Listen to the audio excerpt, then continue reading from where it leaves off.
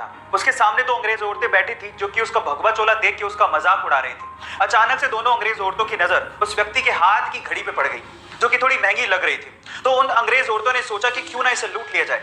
उन दोनों अंग्रेज औरतों ने इस व्यक्ति से कहा कि तुम हमें ये घड़ी दे दो, अदरवाइज हम लोग पुलिस को बुलाएंगे और ये कहेंगे कि तुम हमसे बदतमीजी कर रहे थे। उस व्यक्ति ने बात सुन के भी अनसुनी कर दी और ऐसे रिएक्ट किया कि उसे जैसे सुनाई नहीं देता। फिर उन दोनों औरतों ने उसे इशारों से समझाया पर वो तब भी नहीं समझा। फिर उसके बाद उस व्यक्ति ने दोनों अंग्रेज औरतों को इशारों से कहा कि जो भी कहना है वो लिख के दे दो। तो उन दोनों अंग्रेज औरतों ने ये लिख के दिया कि तुम हमें ये घड़ी दे दो, अदरवाइज हम पुलिस को बुलाएंगे और कहेंगे कि तुम हमसे बदतमीजी कर रहे थे। जब लिख के वो पर्ची व्यक्ति को पकड़ाई तो व्यक्ति ने पर्ची पढ़ी और उसके बाद बोला कि अब पुलिस को बुला लो। गाइस, वो व्यक्ति जानते हैं कौन थे? वो व्यक्ति थे स्वामी विवेकानंद। गाइस, ऐसे में क्या आप मुझे पेन बेच सकते हो?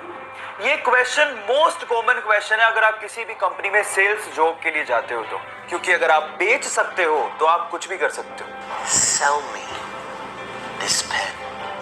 मैं आज आप लोगों को इस मोस्ट कॉमन क्वेश्चन का आंसर बताता हूं। ऐसे एक इंटरव्यू में एक बंदे से पूछा कि क्या आप मुझे पेन बेच सकते हो, तो उसने पेन लिया और उस बंदे को थोड़ी देर बाद कहा कि सर ये फॉर्म भर दीजिए, ये लकी ड्रॉ का फॉर्म है और अगर आप इसे भरेंगे तो आप 1 लाख रुपए की लॉटरी जीत सकते हैं। तो उसने कहा बिल्कुल भरूंगा, लेकिन मेरे पास पेन नहीं है। तो उसने कहा ये लीजिए सर पेन, 10 रुपए का है सर, भरिए, may be you can win 1 lakh रुपए लॉटरी। उसने तुरंत खरीद लिया। Now the moral of the story is, अगर आपको कोई चीज बेचनी है तो आपको उसके लिए जरूरत पैदा करनी पड़ेगी और अगर आपने जरूरत पैदा कर दी तो वो चीज अपने आप बिक जाएगी। Got it? जब रतन टाटा ने पहली बार अपनी ड्रीम कार टाटा इंडिका को बाजार में उतारा तो उसका रिस्पॉन्स बहुत ही खराब था। घाटे में जाती हुई कंपनी को देखकर शेयर होल्डर्स ने कहा कि हमें कंपनी बेच देनी चाहिए। ना चाहते हुए भी टाटा इसे बेचने के लिए यूएस फोर्ड से मीटिंग के लिए गए, लेकिन उस मीटिंग में फोर्ड ने टाटा का अपमान करते हुए कहा कि अगर तुम्हें कार बिजनेस की इतनी समझ ही नहीं थी तो इस कार की लॉन्चिंग में इतना पैसा क्यों लगा दिया।